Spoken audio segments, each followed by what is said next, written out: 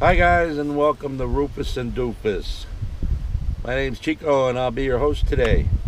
I know it's a little windy out here. I'm going to talk a little louder so that hopefully the wind won't mess the video up too much.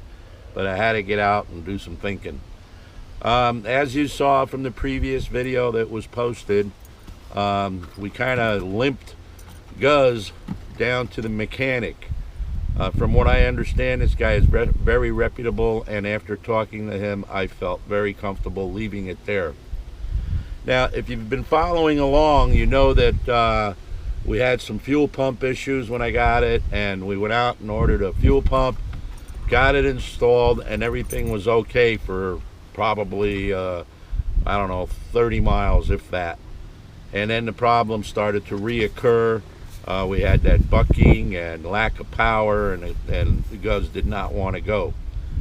Well, after spending a bunch of time getting an OBD1 scanner and such, and running the tests and not finding anything wrong, I have to admit I had faith in the OBD1 sensor, or scanner, reader, whatever you want to call it, and it wasn't showing a problem. And I mean, that's what it's designed to do, that's what the computer's designed to do, so I kind of believed that there were no sensor problems.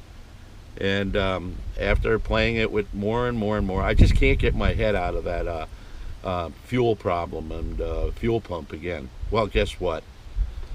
After I left Guz there, I got a phone call, and our friend Ulf said, "You have a bad fuel pump." And I said, "But the fuel pump was just replaced." And he said, "Well, either it's the wrong one or it's defective, but it's the fuel pump messing up."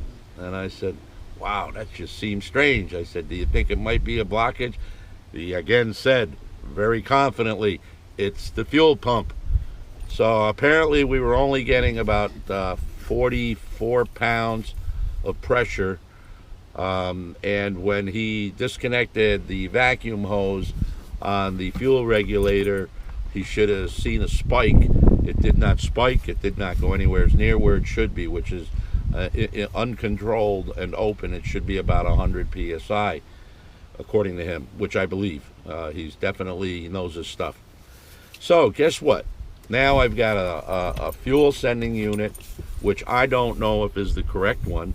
So what I did is I spent half the day on the phone with Rock Auto, where I bought it, and Ford Motor Company on their site for their trucks, and got as much information as I could get.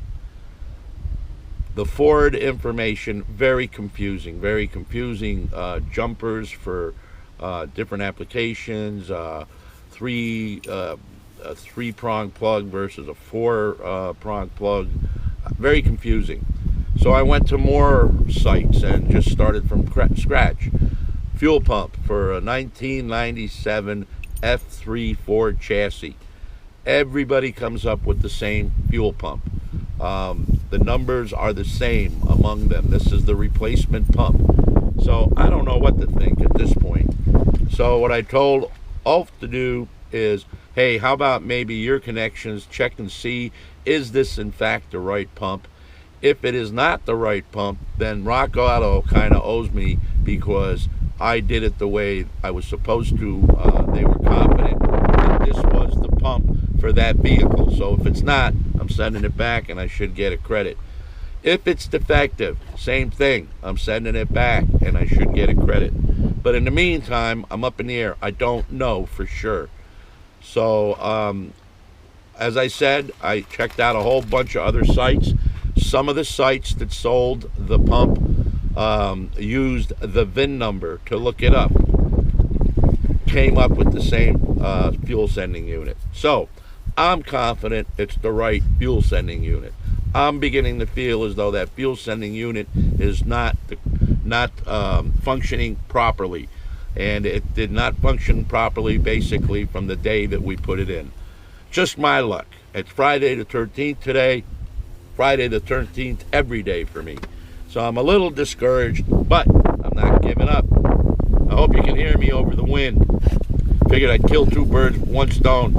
Get a little fresh air, take Rufus out for his little walk, and and kind of ramble on to you guys and let you know what's going on.